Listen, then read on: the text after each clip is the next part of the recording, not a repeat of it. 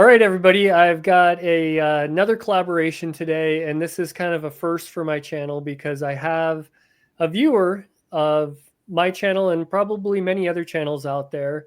His name is Johnathan, and I'll put up his YouTube handle. He goes by J Mustang, so you've probably seen him comment on channels around. But I'll go ahead and let Johnathan introduce himself. Maybe we can convince him to start up his own channel eventually. Yeah, Johnathan, go by J Mustang 1968, and most of my handles on gaming and selling whatnot, and I comment on YouTube. I don't really have a channel. I think I did one video like 18 years ago I was talking about, but no, I've always been a reader, and probably growing up more of a fantasy reader for the most part, up until maybe but I was probably, when I was younger, into maybe college, more of a fantasy reader, the big series. I grew up on Tolkien, and in the 90s I was reading Wheel of Time, one of my favorites, and probably in the last 5 to 10 years I've been trying to dig more into the science fiction and acquire more books. And I've always been a collector, so collecting the physical items, even though I do like reading on e-readers because it's convenient. But so that kind of scratches that collection itch where I can collect something that I also like to consume instead of just something pretty on a shelf.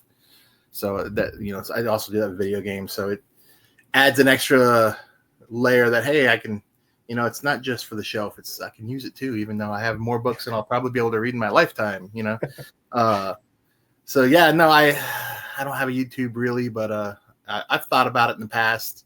Another one I talk with, he doesn't post videos that off of the Book Report.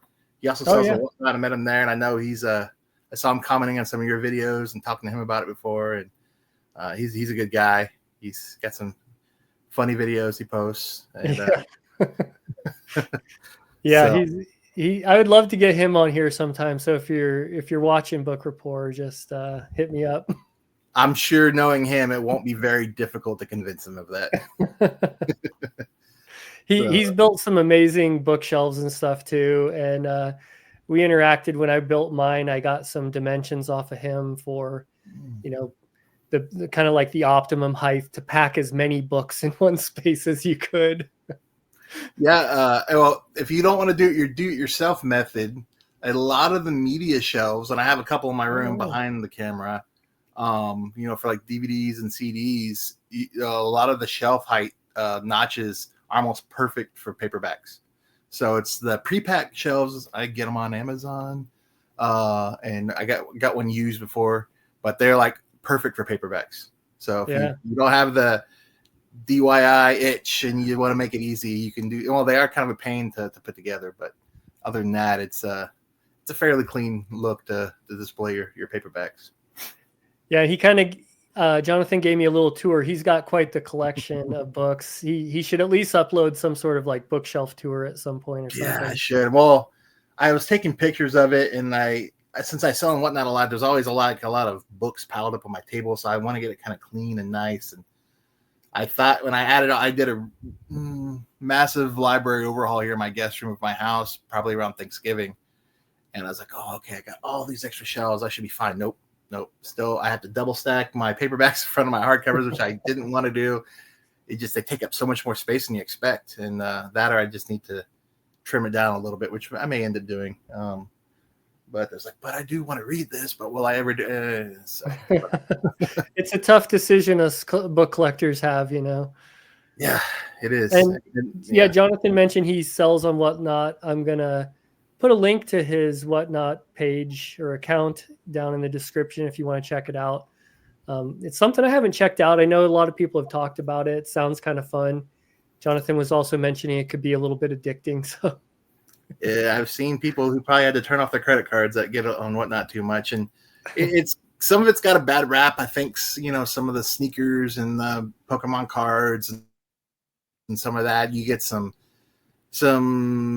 seedy characters or maybe business practices that I've seen on there that's kind of scared some people away. But by and large, the book community is really cool. It's as smaller as you might imagine, fairly tight knit. We kind of talk in a bunch of each other's shows and make jokes, and I have a Discord where a lot of us hang out and chat, and Whatnot's fun. It's a convenient, easy way to sell my extras. That's how I kind of got into it. I was a collector. I didn't come in as a seller. I just bought too many books and then happened to find a couple of local deals, kind of like that one you found at the museum or the library or something, where I just go on, all right, I'll just buy them all and then I'll keep what I want and then sell it. And then what am I gonna do with the rest? Well, I guess I'll just sell them and recoup my, the ones I wanted to keep. And that kind of turned into the Whatnot thing. And then it was kind of fun. I liked it. And it was a way to generate a little extra, which I would say it's extra fun money, but it really is just money to fuel my book buying.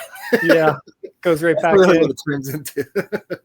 So I don't think I make much profit. Well, according to my taxes last year, I didn't make any profit. It was all buying, but hey, it's better than having like 5 copies of the same book. And then what do you do? Trading them in at the local place and getting like 5 cents a book for it. So yeah.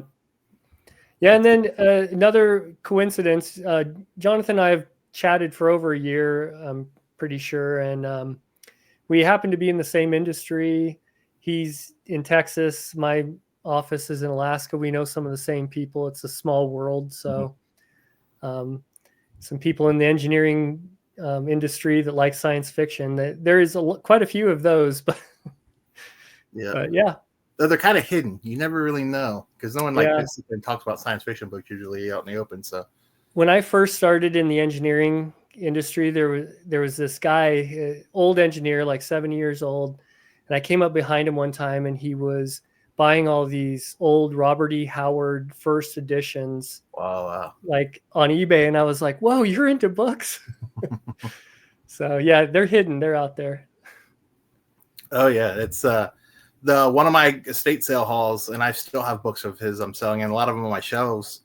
Maybe sometime last year, he was in a punk band in the 80s, not very well known in Houston, but they were called AK-47. They may add one big song that kind of had a little bit of attention in the early 80s, but he was a massive sci-fi collector. He had, or I say science fiction collector or SF collector, or whatever the proper term to use. It's all of them are good. He had in like every room of his house, probably at least 4 or 5 bookshelves full. And so I went there and I just went nuts at the first day. And then I was like, hey, what are you guys going to do with all these books that didn't sell? And they're like, oh, I don't know. Well, it's for the family to decide. And you can email us. So I emailed them and they're like, well, do you want them all? And they just gave me a stupid good deal to come and take them all away. And I just had boxes and boxes and boxes. And but yeah, he was a guitarist in a punk band from the 80s, right? And he's super science fiction collector. So you never know who you're going to find or where you're going to find them at. Yeah. Matt over at Science Fiction Reads, he sold a book on eBay to Paul Giamatti. Oh yeah. So does Book Report. He sold multiple to Paul, and he's a major collector. Yeah, that's what I hear. And he said he reads them before to like get into a role or something, and so he uses them actually for research and maybe for that Black Mirror episode he was on recently. Maybe it was for that. I don't know. Yeah. Well, cool. Well, that's a good introduction. I think it's good since this is first time probably people seeing Johnathan, get to know him a little bit before we get into this book. And what we chose to read together is the classic from 1950, Dying Earth by Jack Vance. Here it is. Oh yeah, and you got the Lancer edition there. Yeah, it's pretty cool. And you'll probably see this out there a lot. This has been back in print, and this is, yep, you got the same one. This is the one I actually read. I didn't want to beat up my old copy. Same here. And so this is a very thin, the first Dying Earth book here. It was like 160 pages. And then this collects all 4 of the stories in this Dying Earth kind of universe. And first off, have you read anything else from Jack Vance before? I actually have. So maybe it's a little out of order. I read the Lioness trilogy. Maybe about, probably I guess when I was back in college, probably in the mid 2000s.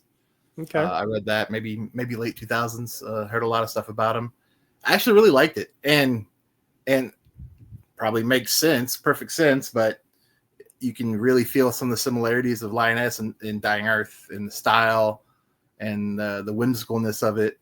And to be honest, though, I think the Lioness maybe feels like a little more not mature in story, but like as a writer.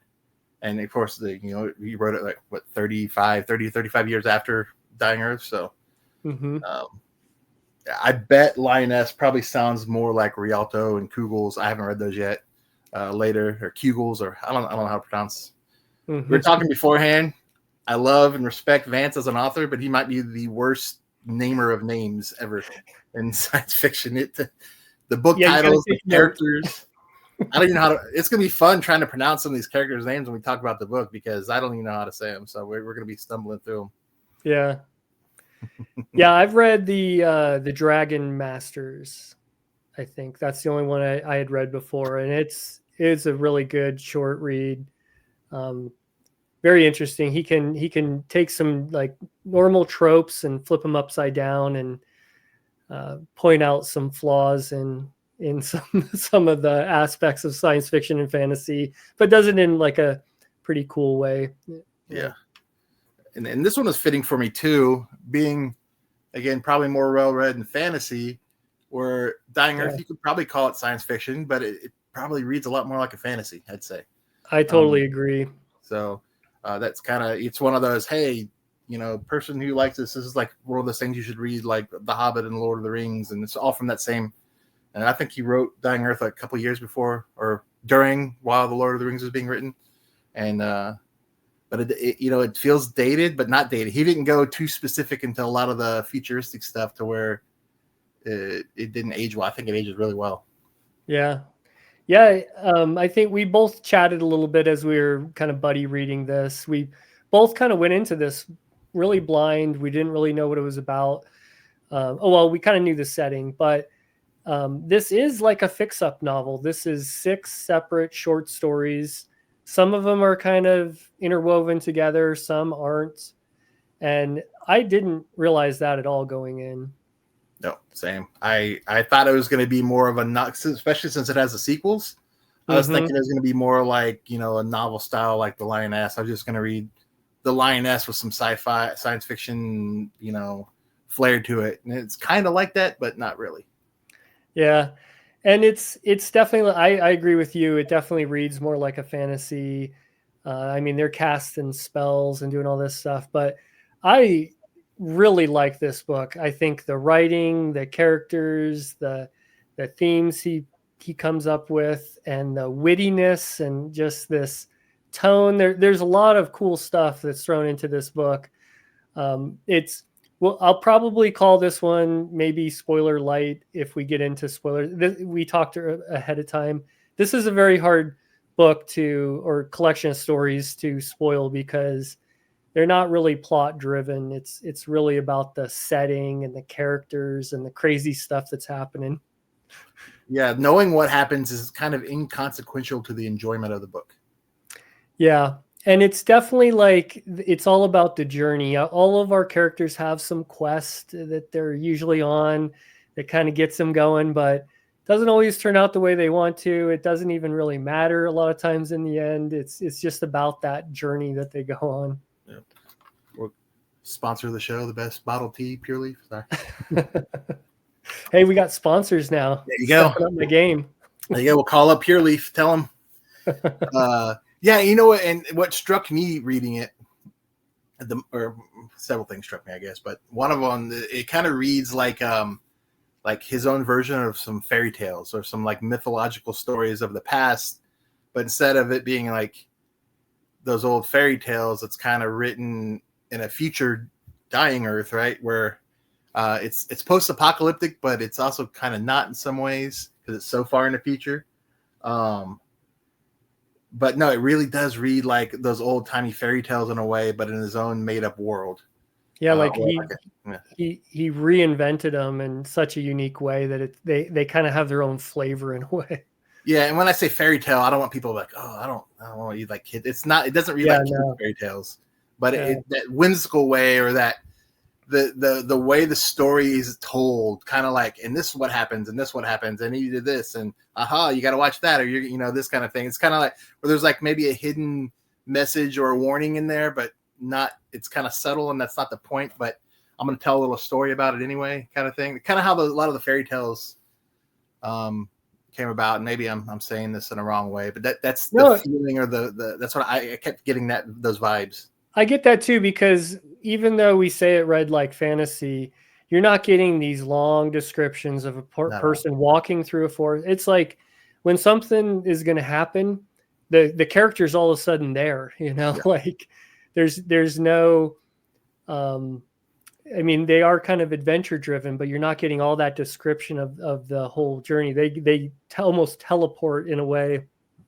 in the story anyways, to the place that they need to get to. And it's like full of action really, because he removed all the fluff. Yeah. It's like all the little important bits. A modern version of Dying Earth would probably be like a trilogy of 600 pages each. Somehow they could do that. Just for this one book, because you could fluff these out. You could talk about the journeys, but it's really like, okay, he's there and now he's here, and then or she's here and then there, and then this happened, and then the story's over. Okay, next and then, but somehow, like, you still get into the characters. They're well drawn. They're entertaining. Like, there's so much to like about these stories in here. Yeah, and I think I did, I didn't want to research much beforehand. I wanted to enjoy it for what it is.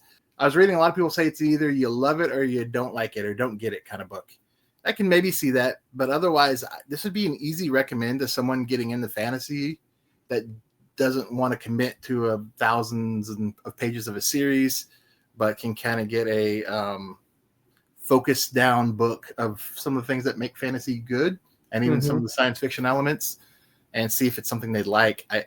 With the one exception, he uses a lot of words that aren't common lexicon, or even maybe even made up. I don't know. And I'm decently well read, I'd say, and where a lot of the stuff you can still, even if there's a word, it's like, I think I know kind of what he's meaning here, and there's enough context that you can kind of know what that word's supposed to be usually, I think. But he definitely does use some interesting words, not commonly used. So I could see that. Yeah. Some people saying, oh, he uses all these old words and this is annoying to read. I could see some people with that opinion, but for the most part, it's easy to read, even despite those the words he uses. Yeah, I think a science fiction fan that wants to read a little bit of, or get more into fantasy, this would be perfect for them. Because, I mean, we are a dying Earth setting. The sun is kind of turning red and dying, and there's this tone on the planet that they're in their twilight, but man, these characters are kind of making the best of what they got.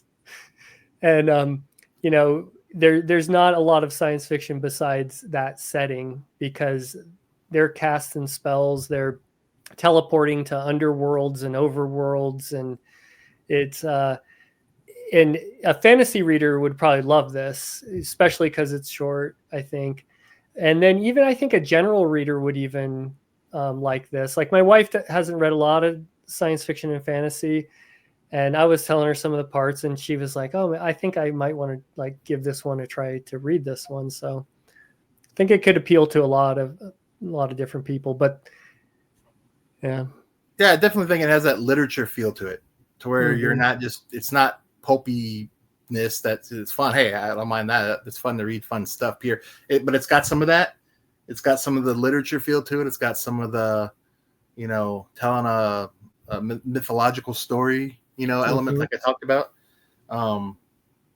It gets into some deeper themes at time if you want to read through some of the stuff that's going on. And Vance is a fantastic writer. I kind of knew that to begin with, but it's just very unique. It wasn't what I thought, but I thoroughly enjoyed reading this completely. Yeah, and I also think a lot of the classical fantasy, you kind of have the good guys and the bad guy tropes. He has very characters are very gray in some of these stories. Like you think they're doing it for a good, no, they're being selfish, or maybe the main, I think the third story had a very unlikable character that probably gets a fitting end. Was it Lane or whatever? He's not like a good guy. He's his motivate. Well, another critique I could see some people, and maybe I did read a few people say it's also classic in the main hero is going to save the princess kind of girl thing, and a little bit of aggressive, I guess, with some of the way they chase or lust after women in some of the stories, which for some modern readers, I could see that being a turnoff. I'm not going to get into all that too much on right or wrong. I mean, it's a 75-year-old book, right? So, Yeah. But I could see that turning off some readers, and hey, that's fair, right? If you don't like that stuff, it's not. I think at the beginning of it, it has a little more of that. Towards the end, the later stories, the longer, bigger stories, maybe shy away from that a little more. But there's probably aspects of that in almost all 6, I'd say. Yeah. So. Yeah, and if you can't handle that, then you shouldn't be reading anything from this era, really. Yeah, because it's no worse than the average story coming out at this time. Nothing's explicit or anything. More just the motivations of some of the characters are probably antiquated. So we could get in, like, there's 6 stories here. We could talk about a few or just some parts of some, get people an idea of like what some of these stories are about if they haven't read this and want to check it out. And before that too, I was going to mention a major influence, and it hit me when I read it, and I kind of knew about it. So it's in the appendix N for Dungeons and Dragons. So Gary Gygax read this, and it really influenced him. You can tell I knew it was there, but I didn't know how it influenced it. I read and I was like, prismatic spray or whatever. That's not one of the spells I used several times. That is a spell in D&D. Now, I've never really played tabletop, but I've played a ton of PC games or, Baldur's Gates and all those. And that's always been a spell in the game. And I always thought that was a weird name for a spell. And that's where it comes from. And then the whole way they learn magic, where they memorize only a few spells and they have to, there's a lot of spells that are lost. And so some of the stronger wizards have a bigger library of possible spells. So all that, basically D&D's magic system is kind of ripped out of Jack Vance, at least the original D&D magic system. I know they kind of changed it over the years, but and there's counter spells that are cast, and that was the whole magic system was done really well. And for someone like me that's not well versed on this, you just like, oh, this makes sense, this is great, but like he invented a lot of this. Yep. Like the first or second page, he's like, prismatic spray. I was like, wait, is that where this came from? No way. There's some funny spell names in here. Oh, anything he names is going to be where did you get with it? He's very imaginative. That's maybe a compliment and a curse for him sometimes. Sorry to get back. No, that's a good point. I forgot about that. Yeah, this is an Appendix N book.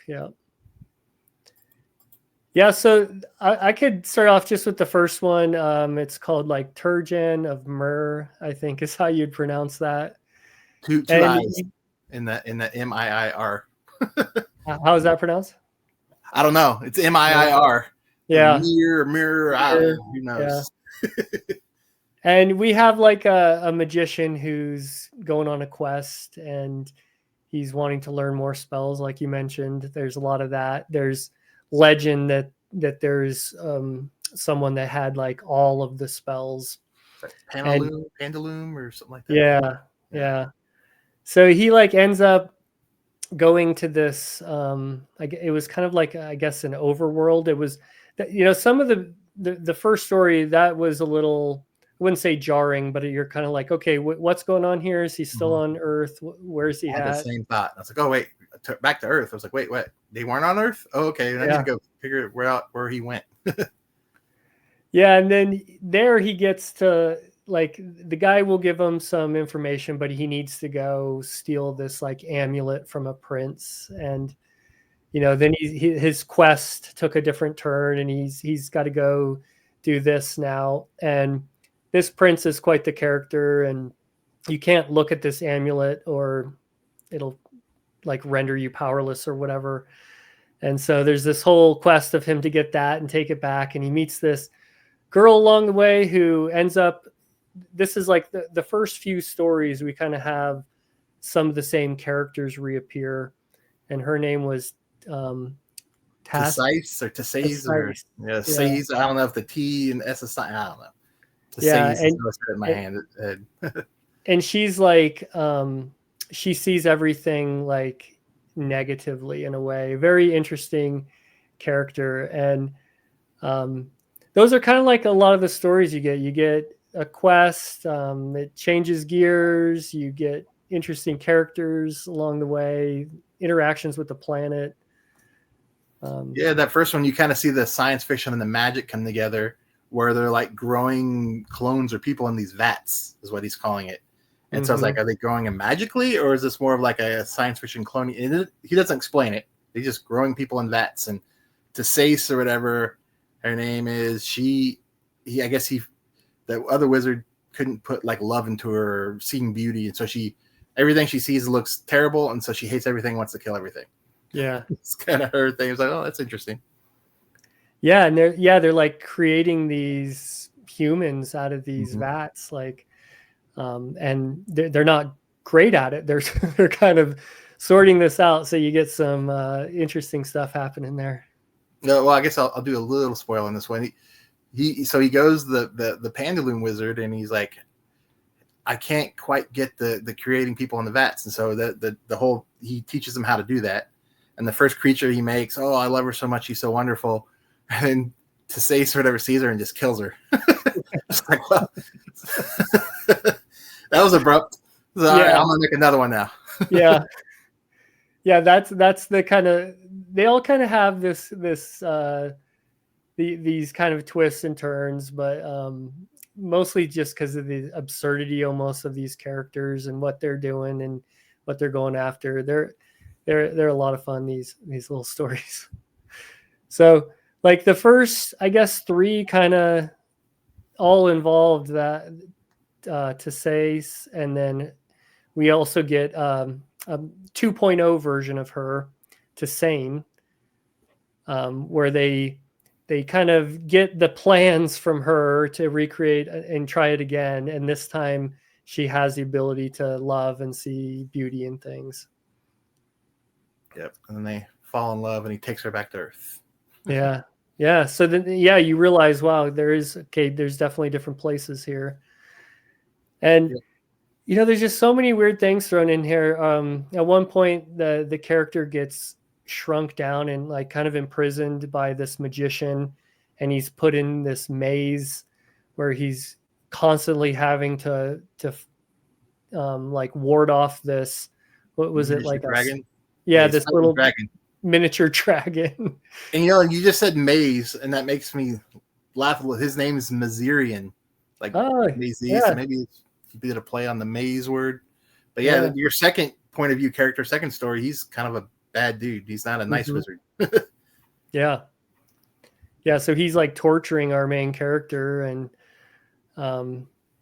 then the girl kind of gets to be a hero, which you probably don't see a lot at this time of hero fantasy. You don't see a lot of strong female characters, so you got to give them some props for that too. Yeah, she keeps going to the woods and luring him out, because, well, it just all happens like, okay, this story's done. Starting this story, here's this new wizard. Is he a friend? Is he a new wizard? Is he the same guy? Wait, no, it's a different name. That's my thinking reading it. And he's like, oh, he's got the last wizard trapped. I'm like, okay, I guess something happened there. Is this right after? Is this 50 years difference? Is it, a year or two? You don't know. And he doesn't necessarily explain. And I kind of feel like I like it that he doesn't, right? It's not you're not trying to connect all the dots. You're just supposed to consume these little, he's like, yeah, they have all these lives, but here's the fun stuff that happens. And I'm going to give you a little snippet out of that. Yep. And we were both talking briefly before we started. We didn't even know that neither of us knew that this was a fix-up novel. So you start reading it, and it's just like, it looks like it's just chapter 1. And then you keep reading, and you see some of the same characters and some of the same things happening, but you start to realize as you go further that some of these stories aren't even connected. And that was a discovery for me. I didn't know ahead of time, but it still worked really well. Yeah, I think the first 3 have recurring characters, and then the last 3 may have like one mention of another character from it, because the third one's Tasace is the main character, from her point of view, and she had it's kind of like so the second one's he lusts after that Tasane, chases her, the bad wizard, and things happen to him, as you might. That one kind of felt a lot of like a more of one of those lesson type fairy tales where you tell a story to kind of teach a kid a lesson on why you shouldn't do this or that. In some way, there's some, not exactly, but I see a lot of those similarities there, or that kind of feel of it. And I tried to like read a story a night, but I plowed through them. I was just, it was easy to just jump through, and it's 120, 130 pages. Yeah. But I think each story steadily gets a little longer, or the last one is probably definitely the longest. Yep. Yeah. And there's just traveling around on this earth that's so far future. There's all kinds of weird creatures. The ones that I liked the most were those Twick men. Yeah, the little, and I think those have influenced a lot. It's like maybe like little brownie type people that fly on the dragonflies. Yeah, it reminded me of Jim Butcher, of the little fairies in Jim Butcher. That I don't know if you read the Dresden Files. I've only read the first one. Okay, there's those little fairy people that he interacts with a lot in there, and I wouldn't be surprised if he was inspired by Dying Earth Twickman for those. There's a lot of similarities. They're like these little guys riding these dragonflies, and they must have some sort of telepathic powers. It's not completely explained, but they know everything that's happening, like in the forest. And so their characters, if they see one of these, they'll like try to trade information. And these Twickmen love salt, so they carry around bags of salt so that they can pay these Twickmen off and get information. And sometimes they're not always giving them the best information. Yeah, I think you see them in 2 stories, I believe. Mm-hmm. And they, who knows if that was a setup for one of the characters? I don't want to spoil too much. Yeah. But or was it he didn't know any better, right? But he kind of sends one of the characters to a potential demise or in a trap, sort of. So yeah, well, if you can bribe a Twickman, then that means someone else can bribe them too, right? yeah, and that might have been one of my. I think that's story 4, the Lane, or that might have been my favorite story, or one of my favorite stories. I like the ending. Mm-hmm. And who is that? Who's the evil dude in that? Chun the Unavoidable. Chun the Unavoidable. I love the ending of this one. I don't want to spoil it. Was that Alton Door? Was that the 5th one? No, this was Liang. Okay. What was the story called? It was Lane or Lane. He's kind of like the anti-hero guy who, the Wayfarer. Yeah, he goes and sees this beautiful witch in the woods, and he's like, I must have her. And he's like, well, if you want me, you got to go steal this tapestry for me because I miss my homeland. And so when he goes to go, oh, okay, easy, I'm gonna go get this tapestry. It's by Chun. Chun has it.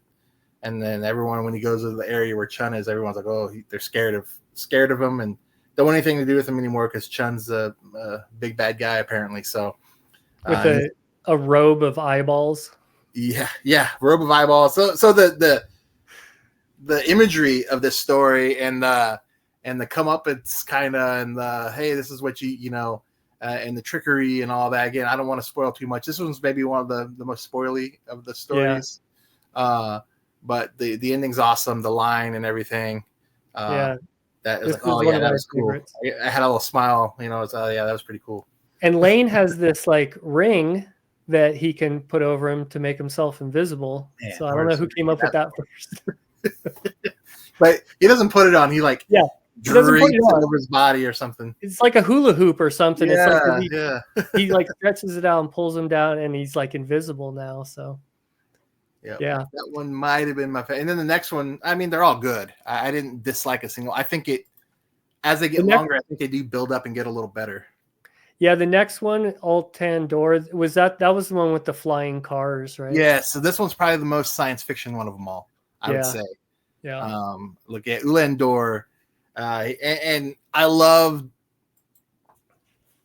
this one. Seems very iconic to me. Something that I think a lot of, maybe they didn't directly, but I see it in a lot of other stories with the waking of the old sleeping, all-powerful wizard type person, and then they wake up angry, and then the old dilapidated city that used to be an amazing like metropolitan center of loveliness and technology and flying cars and cars on the road, and and you gotta.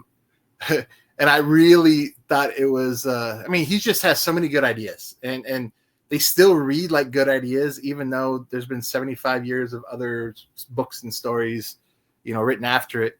I But agree. the way the people are in it, and so this isn't too spoiler. He finally gets to the city. He's trying to get some magic or something from there, or the secret of what happened there.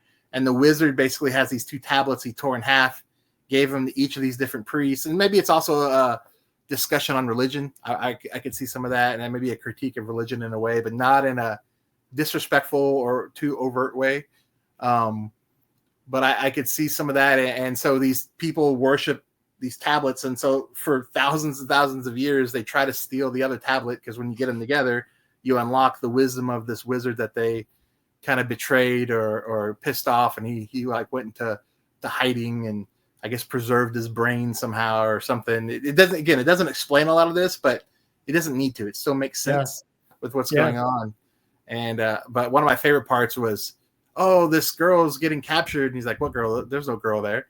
And so it's either a magical spell, or they just willfully have been taught by their religions to not see these people that are wearing this other color than them. So one's gray and one's green, and then someone wearing red is just a bad guy to everyone because he's trying to steal. He's a raider, and he's trying to steal one of the other tablets.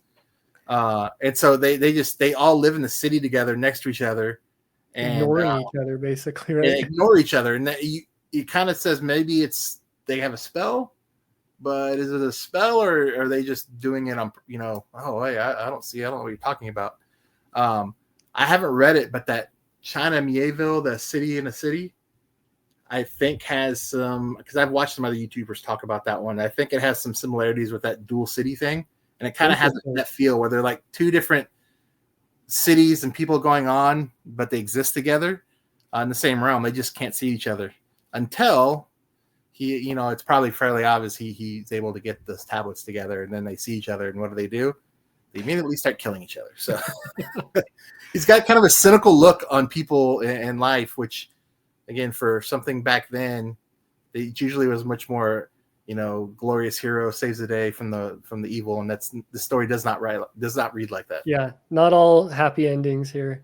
I love that one because, like you said, it did feel very science fiction at times, and when he first met these people and he realized that they couldn't see each other, you start like trying to deconstruct like what's causing this. And you're right, it's never fully like explained, but I think depending on your own thoughts and ideas, you come up with whatever you want to make that work. And that's the beauty of like really good storytelling, is get people with different takes reading the same exact thing.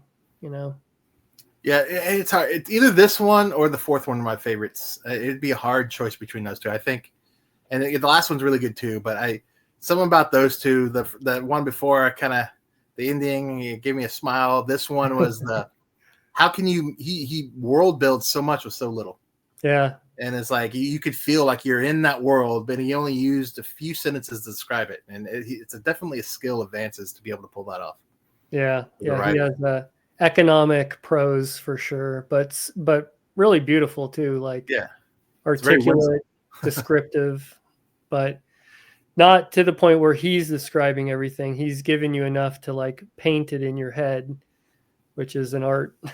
Yeah, if you're a somewhat imaginative reader, you can easily just see yourself filling in the gaps. Yeah, of what's not being said. Yeah, and that maybe is written better in a way because your mind's writing the rest of the story for you as you're reading along the important bits. I guess is a way to say it. I think it kind of imprints stuff like that. Kind of imprints it into my head a little bit more because I fully visualize. I try to visualize everything I read, but when it's like written like this, it's just you created it almost. It's like a collaboration with the author in a way. It's awesome. Yeah. No, yeah, I definitely see that. And then the last one, the longest one. Yeah. Called again. Let me look. I forget. Gaial of Saphir. S-F-R-E. However you say that. I don't know. This one kind of read science fiction-y too. Kind because you know a lot of the stuff you don't know, and maybe it's a trope sort of in modern science fiction and sci fantasy, we call it, where is it magic or is it technology? And he doesn't tell you, and it could be. You could probably make an argument that it's either, and no one's really right. But he's you know, I'm a parent, so I have young kids, youngish. They're like 12 and 9 now, but. The main character in this one starts off just asking a ton of questions, like "Why is the sky blue?" kind of questions, and gave me a little chuckle because they're doing that then too. But this kid that can't stop asking questions, so finally his dad gets annoyed enough to be like, "Yeah, go ahead, go seek your answers at this old library, which is probably some old, you know, technological center of stored information. If it's a bit more modern, it'd probably be this old data center with a bunch of that, or a library with a lot of books and or a combination of, but." It kind of had a more of a science fiction lean to it, the description, and he gives him these cool gifts. So he goes on the quest. So you kind of get that quest trope, maybe sort of like in Lord of the Rings, but here's your invisible bubble to sleep in. Here's your special horse. And I put a spell on you that you cannot be hurt if you're on a trail. So what's interesting about this too, you kind of, you know, Lord of the Rings and Tolkien kind of made a play on the, no man can strike them down. Very literal take on the spell. Like, you can't be hurt while you're on the trail. He said that any trail, like, oh, well, someone has walked on this trail path before. So since I can define it as a trail, now I can't get hurt on this trail, you know? so how do you really define a trail? And that's the definition. People walk on it, so it's a trail. So those kind of things, it's just that old fantasy type charm to those stories. Yeah. Yeah, and he was trying to get to, like, was it called the Museum of Men in that one? Yeah, something like that. It was just the Library of Men, or some old some old thing that had all the answers to all the questions he always wanted to ask. Yeah, because his dad got tired of answering for him. Yeah, even that was probably one of my least favorite, and it was one of the longer ones, but it was still very enjoyable. And more trickery. There's a lot of trickery going on. Kind of similar how they, you know, in the way I say mythology, it reminds me some of the tricks that the old Greek gods would do in their stories, where they'd snare the unsuspecting or the character of the hubris into doing something, or trapping them in a situation. And I'd say several stories in this have elements or things like that in there. This one does, and thought that was a cool little take. And then there's a sacrifice, and then the guy that kind of does a little trick on him kind of comes back in it. So there's always this plot twist, or they're not like, oh my god, plot twist, but they're clever little twists. Okay, he did this guy, and now he's going to get him back somehow, and he's going to get this back, and it all kind of works out in some way or another. But little plot twists that are clever, I think, and keep it interesting. Yeah, this is a fun collection. So what are your plans? Are you going to read the other 3 novels? I will definitely read them. I'm debating on if I'm going to read them now or spread them out. I'll probably end up reading that. I had to go bring this up from downstairs, the big one that has all the stories. But I do want to show this too. I just love. Here's the next one, Eyes of the Old World. I love this cover. It's really nice. And then, and I'm still curious. Like, I don't know if from here we get novels or if it's still just short stories. So I wouldn't be. I hear I was reading a little bit, and again, I try not to spoil. It's sometimes hard to not see some things, but a lot of people think The Dying Earth is like a good setup, and then the rest of it kind of. And the other books are definitely longer and bigger, especially the 2 written in the 80s, Kugels and Rialto. Those are at least 2 or 3 times the size of Dying Earth. Maybe for some, for good or for worse. I don't know. But I've heard a lot of people say they like the Rialto or the Kugel ones the most as their favorite. I say some like the Dying Earth the most just because of the nature of it. But I wouldn't be surprised, and I'm sure you all have plenty of viewers who will let you know. Yeah, let us know.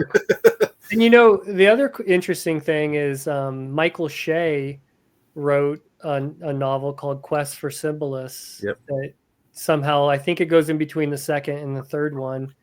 And I guess he talked to Vance, and Vance said, sure, go ahead. And it's I think it only came out in a DAW paperback, and it can be kind of hard to find. I have it. Yeah. It's on my shelf over there. I do have it. I That don't was have that one actually yet, but I'm looking for it. found that one at a local bookstore. Actually, I was happy about that. Several of my whatnot buddies on there love Shay, and they read all of Niftaline and all that, Mhm. and kind of a dark fantasy type books. And I haven't read him yet. He's and maybe if I plow through these Dying Earths, I'll read his Dying Earth story. But I've heard Yeah. only good things about Shay, and he's solid. And his book prices may reflect that, right? Because Yeah. I don't think any of his books, at least his older ones, are under $10. They're all relatively pricey for these. Yeah, I may be wrong, but I have the feeling that you could probably space plenty of time in between reading these and not Mhm. lose the thread of the plot or whatever. So I'm definitely going to read through the rest of these, but I'm probably going to be like you and kind of space it out over the next year or so, maybe. Yeah, we'll say I don't know. I may just go through. Yeah. Well, I'll read. I'm probably going to read Eyes of the Overworld next, and then from there I'll make a decision if I want to keep going and get like a palate cleanser or something else, Yeah. or just go through. And there's another one too. Was it Tales of the Dying Earth, Oh yeah. edited by George R. R. Martin, and Vance kind of had a renaissance maybe 10, 15 years ago. And, during the height of, when Song of Ice and Fire, Game of Thrones was super popular in the mainstream zeitgeist or whatever. And he had Tad Williams he'd mentioned, and he mentioned Jack Vance, George Martin, as being huge influences and one of his favorite authors of all time. So I think that helped spike an interest and renewed interest in Dying Earth. And he edited that Tales of the Dying Earth book, which is much later add-on with a bunch of popular writers who contributed to it. I think it's short stories like Dying Earth. I'm pretty sure. And I think Martin even wrote a story in there of his own, if I'm not mistaken. Yeah, I got to find that too, because that sounds like fun, getting a bunch of different authors to write in such a great setting, that Vance envisioned, and see what other people can do inside that setting. Yep, agreed. With all these zany, wild characters. Yeah, I wonder if they do the same naming structures as him or use like more mundane names. Yeah. Well, Quest for Symbolist, that sounds a little odd. So. Well, and then Shay also had Niftaline, so he uses weird names too. He's probably second behind Vance, or maybe he really liked Vance and took a few cues from him. But yeah, go look at Dragon Master's maybe the only normal Vance book name. There's some interesting Jack Vance novels, titles and short story titles and character names and places. He had an imagination when it came to naming things. Even the Lioness series, I remember that, like Maduke was one of the book names, right? It's just all the characters are named weird. My favorite Vance title, I'm sure people would probably, if you're familiar with Vance, Servant of the Wank. That always gets a good chuckle on the Whatnot show. Endless jokes, right? Sure. I think in modern reprintings they changed the name of that a little bit, if I'm not mistaken. Yeah, I think they did. They didn't think that was aged too well, I guess, but probably not. Like, I mean, really, unless you're doing it for the laughs and you don't know about Vance, would you pick up a Servant of the Wank? Well, maybe you probably would, just because you like oddball stuff, it seems. But yeah, it might turn some people for off. a buck, I would. Yeah. But if you didn't know, if it was some other name besides Vance on there, no. If it was $5, you'd probably pass, right? But yeah, I'd pass. Yeah. All right. So, any last thoughts on this one? Is this a recommender? Oh yeah, I mean, I think anyone who's been watching this long on this episode knows that we recommend it.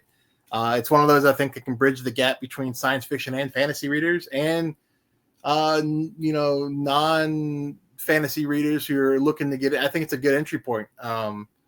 With some caveats that we talked about for certain readers or people who don't like some of the language being used of a little old sounding or off the beat, but the story writing is top tier.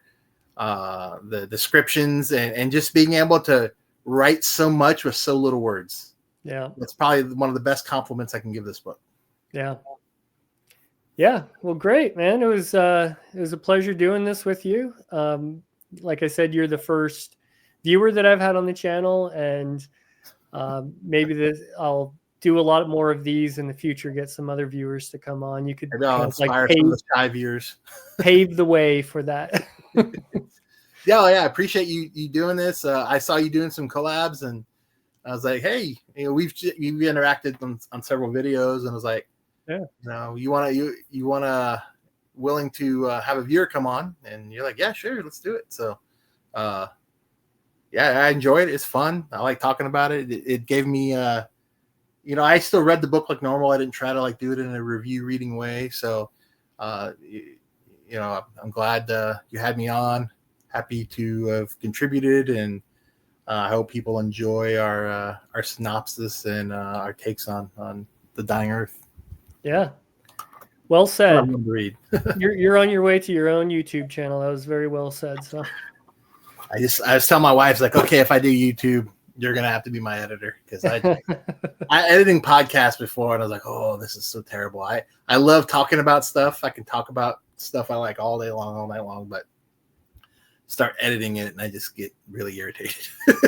yeah. There's all different levels of editing. I've done a couple videos where I've edited a little bit more, and it could be fun. Like the first couple times you do it, it's like, wow, this is neat. But mostly I try to do as little as possible and spend more time reading and that kind of stuff. So. Yeah, no, I hear that. And I've heard some people say for every hour of video you record, it's 2 or 3 hours of editing. I guess it all depends on how much you're doing. But if it's just sitting there talking and you just put a little intro in and you're goodbye and you edit out any mistakes, that might not be that bad. And I guess that's what you kind of say you do, right? It takes me about 10 minutes to edit a video. If I did it good in my mind and I don't have to edit things out. I trim the beginning and the end off usually if I did a superb job, and then I just upload it and make a thumbnail. So. Well, you have been getting a little more clever with your thumbnails lately. You've upped your thumbnail game, that's for sure. Yeah, the one with all the faces, that has the award for the longest time spent making a thumbnail. That took me about 45 minutes to make that. I laughed. I was like, oh, that's pretty good.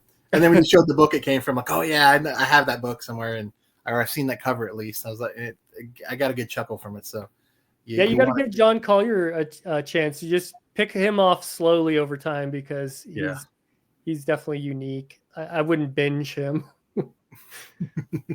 But yeah, once again, thanks for coming on, and everyone, thanks for watching. We'll see you in the next video.